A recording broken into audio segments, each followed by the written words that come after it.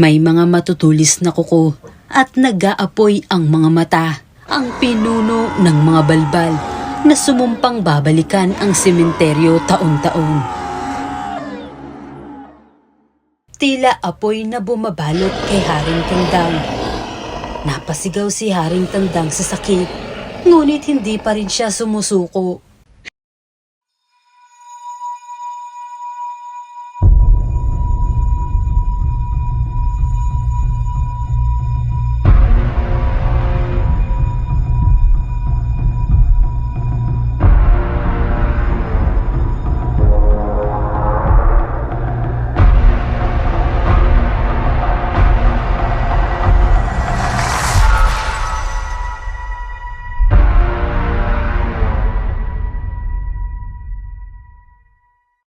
Tuwing Nobyembre 1 at 2, ang mga sementeryo sa Pilipinas ay muling nabubuhay.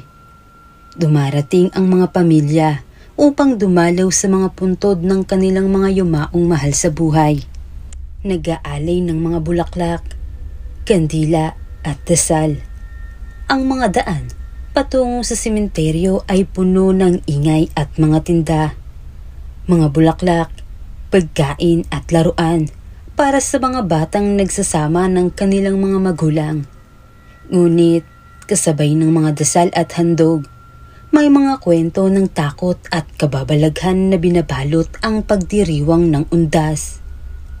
Sa maliit na bayan ng San Antonio, may isang sementeryo na tinatawag na Campo Santong Itim.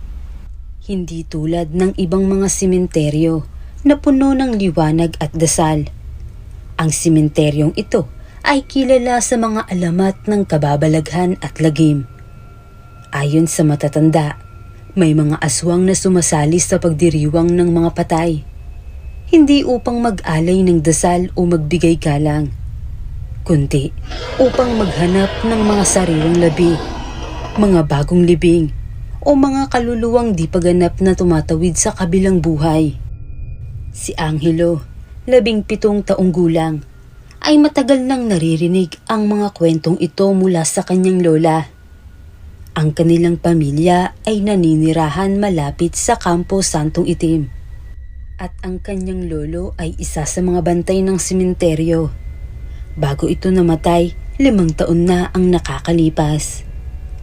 Simula noon, ang mga kwento tungkol sa mga aswang at kaluluwang hindi mapalagay ay patuloy na naglalakbay mula sa bibig ng mga matatanda patungo sa mga taingan ng mga batang kagaya ni Angelo.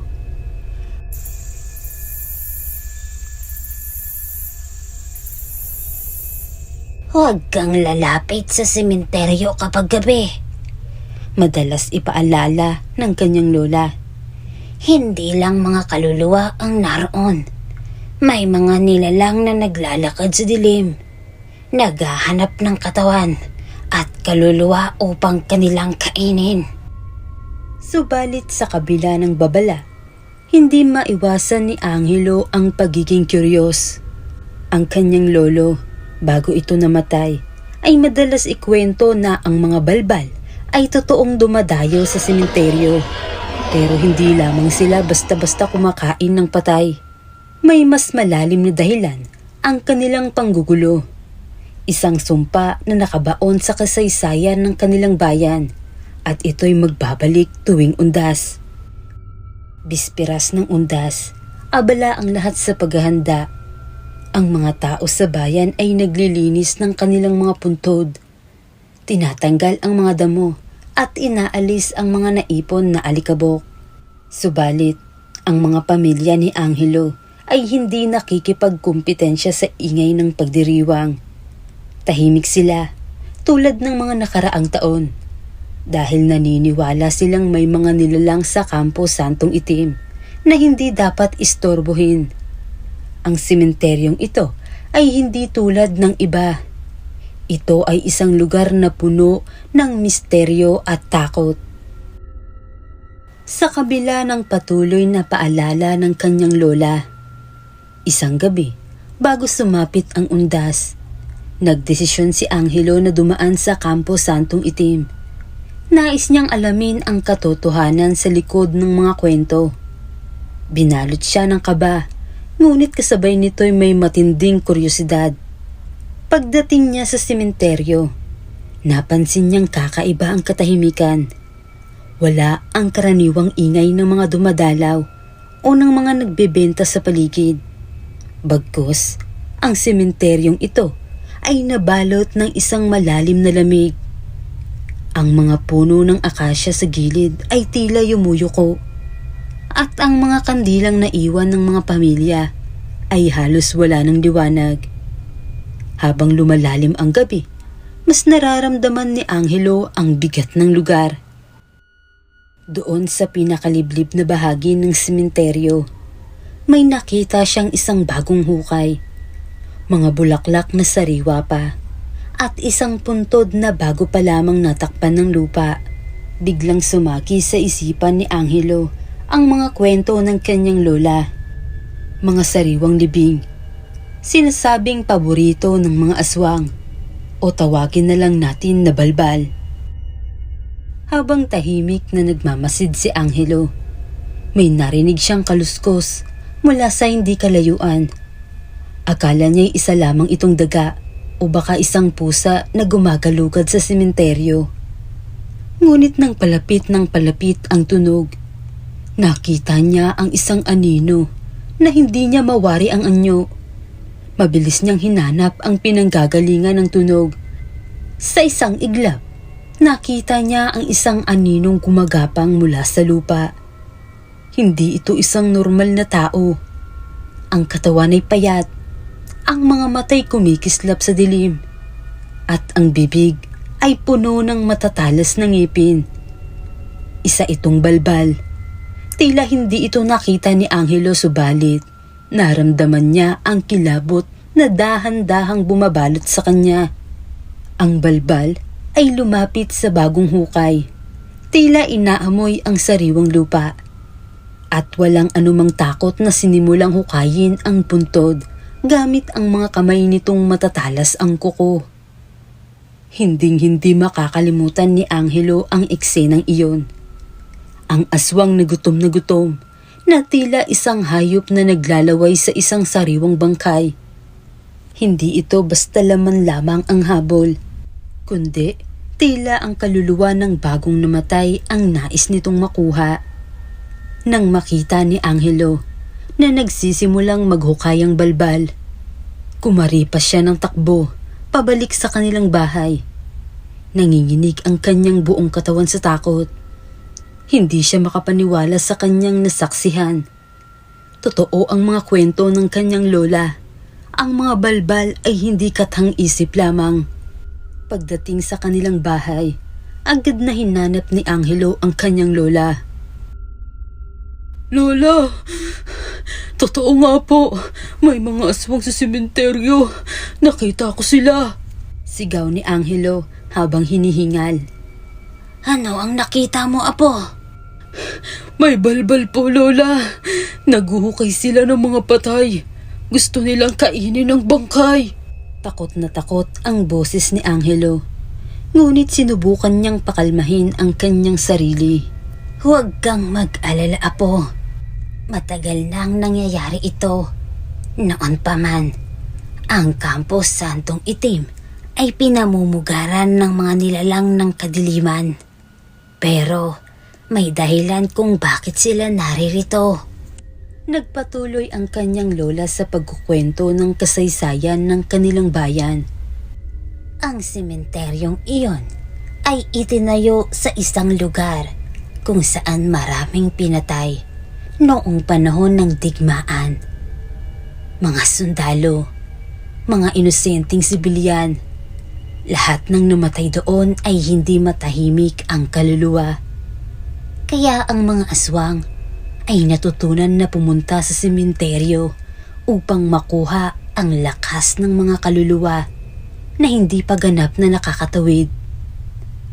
Ang kanilang sumpa ay bumabalik tuwing undas, sapagkat ito ang araw na ang hangganan sa pagitan ng mundo ng mga buhay at mundo ng mga patay ay pinakamahina. Ano pong magagawa natin, Lola? Kailangan natin ng proteksyon. Huwag kang lalapit muli sa simenteryo kapag gabi. Ngunit bukas, kailangan nating ipaglaban ang mga kaluluwa ng mga yumaong hindi mapalagay. Sagot ng kanyang lola. Pupunta tayo kina Aling Marta at Mang Isko. Sila ay mga matatandang mangkukulam na makakatulong sa atin. Dapat nating palakasin ang proteksyon ng mga libingan bago sumapit ang gabi ng undas. Kinabukasan, si Angelo at ang kanyang lola ay pumunta sa bahay ni Aling Marta, isang matandang albularyo sa bayan, kasama si Mang Isko na isang mambabarang. Kasama nila ang ilan pang matatanda na mula pa sa sinaunang henerasyon ng San Antonio. Dala-dala nila ang mga anting-anting, langis ng nyog na may mga dasal, at mga halaman tulad ng bawang, sambong, at iba pang halamang gamot na magagamit laban sa mga balbal. Matagal ko nang inaasahan ito, sabi ni Aling Marta. Ang mga balbal ay hindi nawawala. Naghihintay lang sila ng tamang oras. Ngunit ngayong gabi ng undas, kailangan natin silang labanan ng buong tapang. Ang bawat kandila at dasal ay hindi sapat upang pigilan sila. Kailangan natin ang mas malakas na proteksyon. Si Mang Isko, na tahimik na naghahanda ng mga dahon ng bawang at ang langis ng nyog na dinasalan, ay nagsalita na tila boses ng isang propeta. Hindi lamang ito laban ng buhay at patay, kundi laban ng diwanag at kadiliman. Kailangan nating ipagdasal hindi lang ang mga kaluluwa ng mga yumao, kundi pati na rin ang ating mga sarili. Darating sila ngayong gabi at kailangang buo ang ating loob.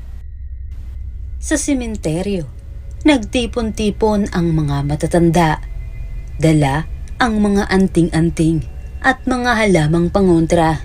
Sinindihan nila ang mga kandilang nabinditahan at binigkas ang mga dasal habang pinabasbasan ang bawat puntod. Si Angelo ay abala sa pagtulong. Dinadala ang mga halamang bawang at mga dahon ng sambong. Itinatali ito sa mga haligi ng sementeryo. Nararamdaman niya ang kaba sa bawat hakbang.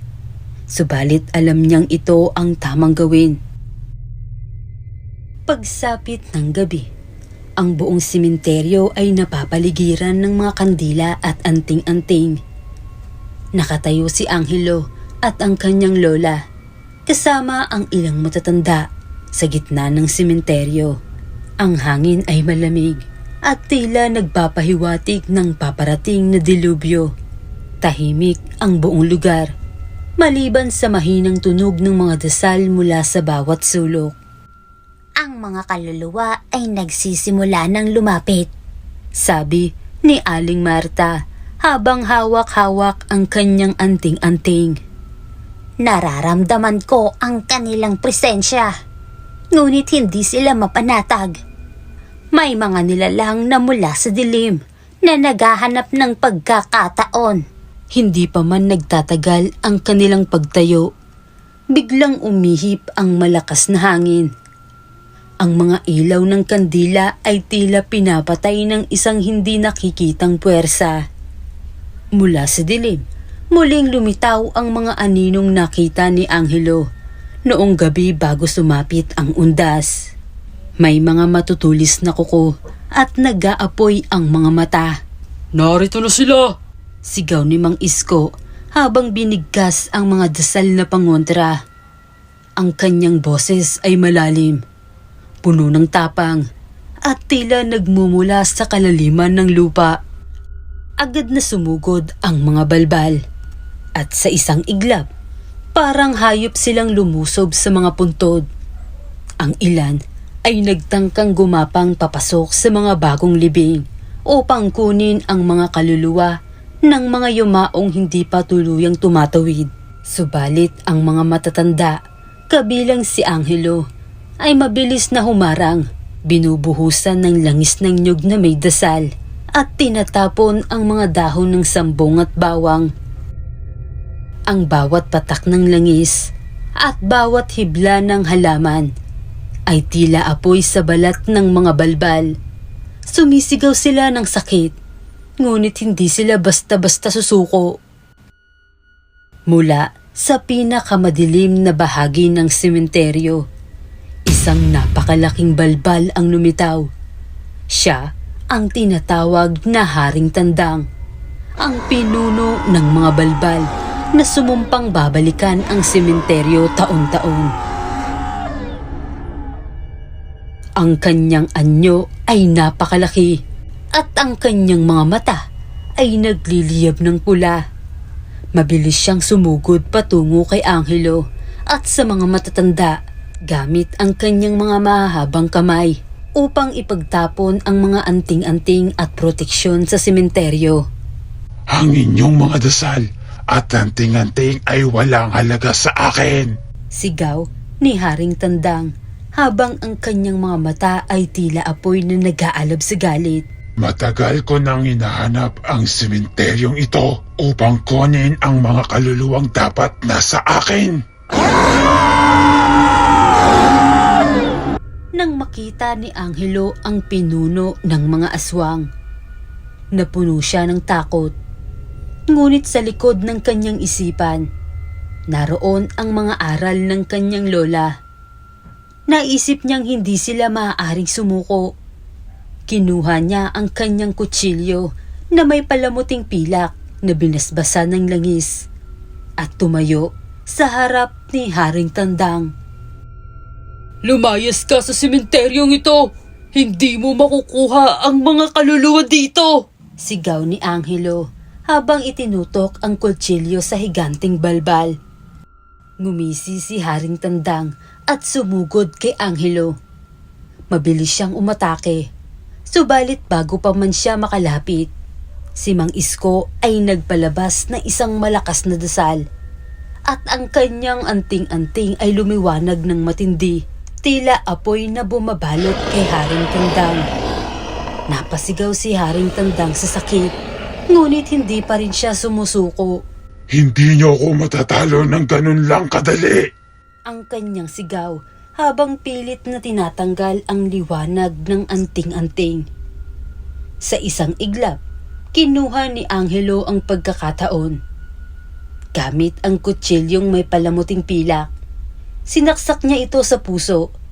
Isang malakas na sigaw ang binitawan ni Haring Tandang habang bumagsak sa lupa. Ang kanyang katawan ay unti-unting naglaho, tila naging abo na dinala ng hangin. Pagod, ngunit nagtagumpay. Si Angelo at ang kanyang mga kasama ay nakahinga ng malalim. Ang kanilang katawan ay puno ng sugat at pagod. Ngunit alam nilang naligtas ang sementeryo, pati na rin ang mga kaluluwa ng mga patay. Pagkatapos ng mga pangyayari, ang Kampo Santong Itim ay naging isang lugar ng kapayapaan. Hindi na bumalik ang mga balbal. Si Angelo, kasama ang kanyang mga kasama, ay nanatiling tagapagbantay ng sementeryo. Ngunit alam nilang ang pinakamalaking laban ay kanilang napagtagumpayan. Habang naglalakad si Angelo sa sementeryo, tinanaw niya ang mga puntod na minsang binantayan nila laban sa mga puwersa ng dilim. Napangiti siya. Alam niyang ngayon ay tuluyan nang nagkaroon ng kapayapaan ang mga kaluluwa. Ngunit sa kanyang puso, naroon pa rin ang paalala ni Kaluming na habang may liwanag, ang dilim ay laging maghihintay. At alam ni Angelo, habang siya'y naglalakad patungo sa mas maliwanag na bukas, na ang kanyang tungkulin bilang tagapagbantay ng liwanag ay hindi matatapos. Ito ay magpapatuloy hanggang sa susunod na mga henerasyon.